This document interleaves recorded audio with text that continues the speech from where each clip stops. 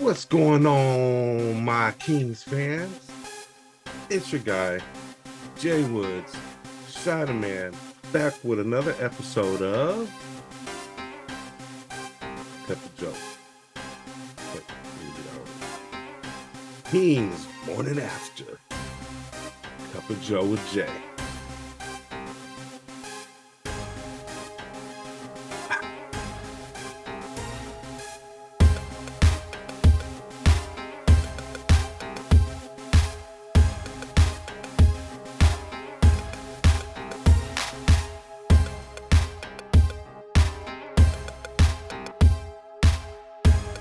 As you know, when I drink my cup of coffee, for some reason the camera doesn't recognize my face. I guess maybe it doesn't see my nose, my lips, or whatever, and it blurs me out. But I'm gonna have another sip of coffee.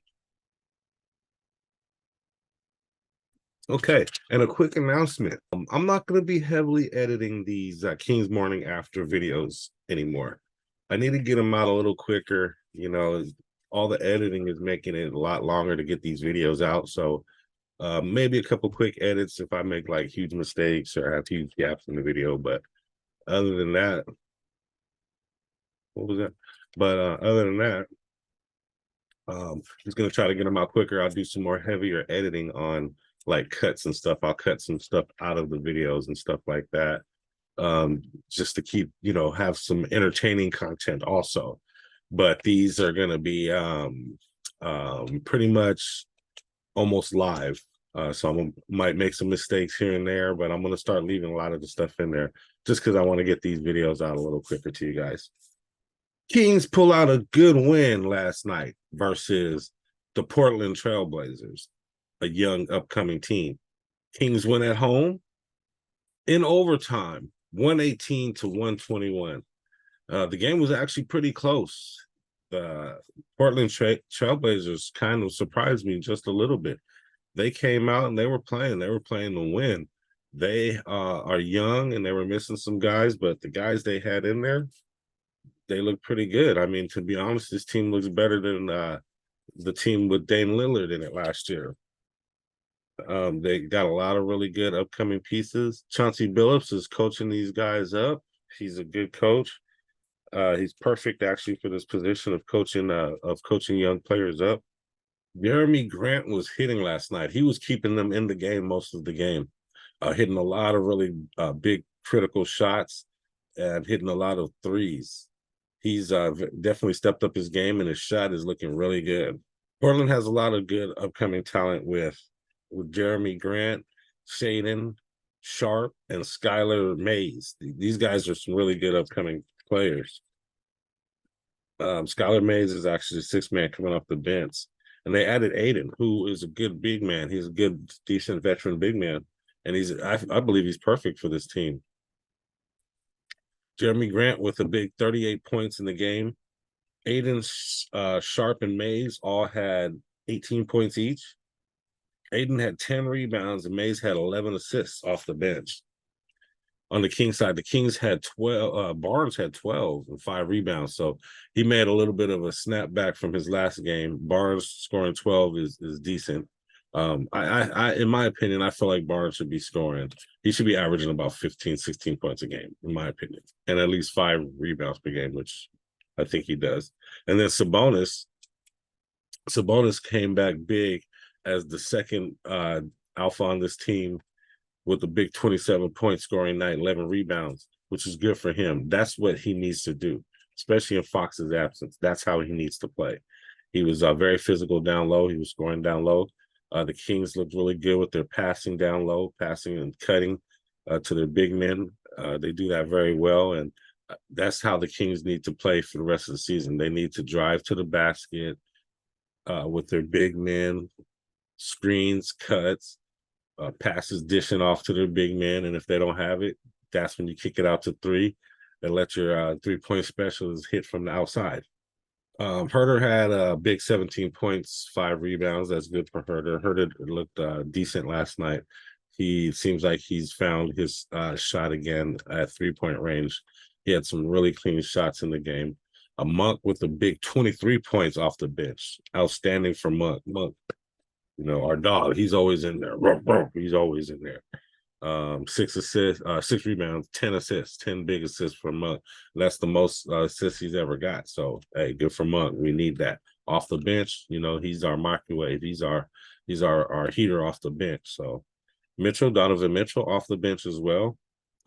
16 points, 0 rebounds, but he had 4 assists.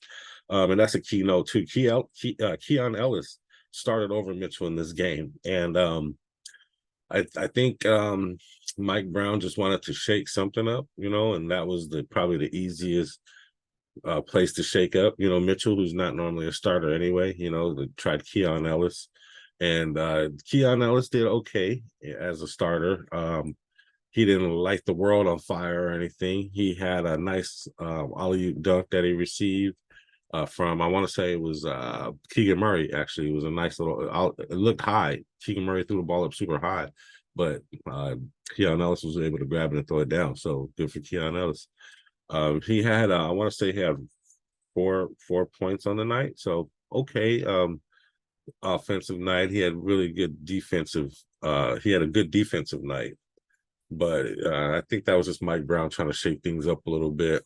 I don't know if they needed it or maybe it worked. You know, Mitchell had 16 off the bench, so he really just kind of showed that he needs to be the backup point guard, and that's how he should score every night. I don't know if that lit a fire under his ass, but hey, he had 16 last night. Lynn, 10 points off the bench. Good for Lynn. Lynn played great defensively, and he was part of a lot of pick and roll dunks, 6 rebounds. Keegan Murray. So Keegan Murray went 9 points, 7 rebounds, and 3 assists. Keegan not really all the way out of he's not out of his funk yet. Keegan Murray still not shooting that great. He did a couple nice things driving to the hole, and I think he should continue to do that and do more of that. You know, keep going to the hole, going to the basket, keep cutting off of screens, and keep shooting the 3 when you're open. You know,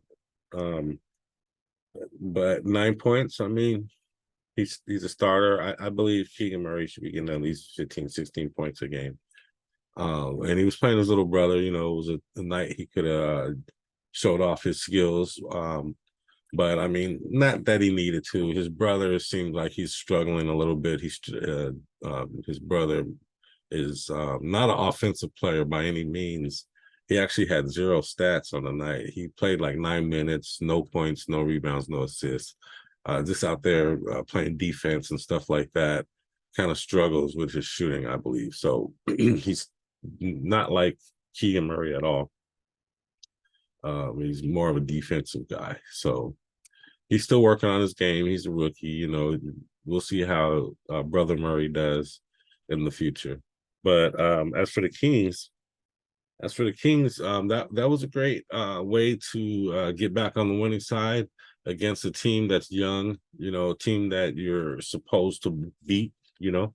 Went to overtime, you know, they played us strong, and it was a nail biter for me. You know, I thought the Kings, to be honest, I felt like the Kings were going to lose at the end of the game. Portland went up by 4 with just like a minute or 2 left.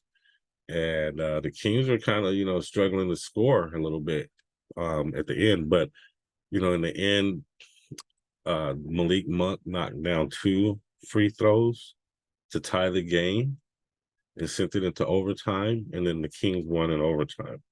The fans were there. The fans were out there cheering. It felt good to hear the fans, and it was good to see the beam lit again. So, light the beam. I love it. They lit the beam. Felt like in forever, about 10 days, I believe. So, yes, go Kings. Light the beam. You know, these young teams like this, I feel like, you know, I was worried. I was honestly worried. They played us well, and they were shooting well. Seems like the Kings have a little bit of trouble against some of these younger athletic teams, I've noticed a little bit. So that's something to look out for in the future. We just need to lock down on defense and maybe try to get a little more athletic. I mean, it feels like the Kings are happy with this team. They like this team. I don't know if there's going to be any other moves in the future. But, you know, once again, I have to remember, too, that our best player is not playing right now. So that's making a huge difference, I believe. But hey, good on Sabonis. He held his own. He scored a lot of points last night. He took charge of the game last night and was our leading scorer. And that's what we need him to be when Fox is out. So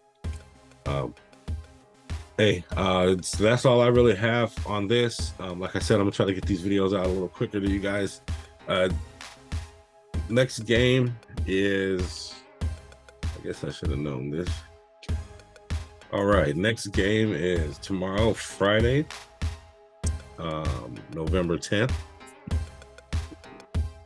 It's the Thunder at the Kings. So this is another team that's in the Western Division that we're going to be competing for a playoff spot. We need to go ahead and hold it down and show the Thunder that we're the better team.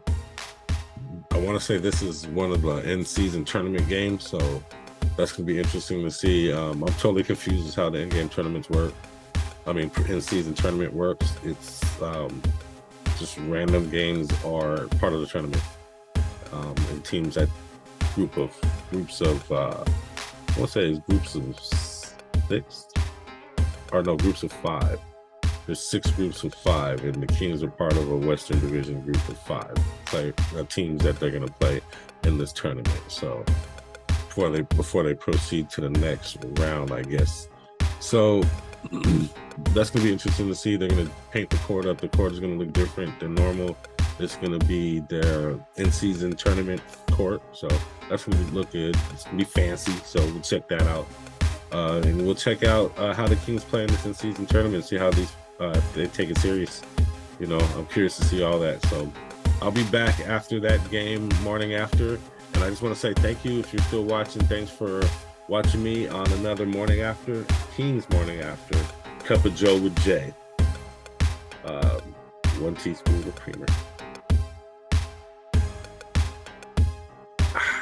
That's how I like my cup of Joe. So thanks for joining me. Once again, my name is Jay Woods, Shider Man, and I'm out.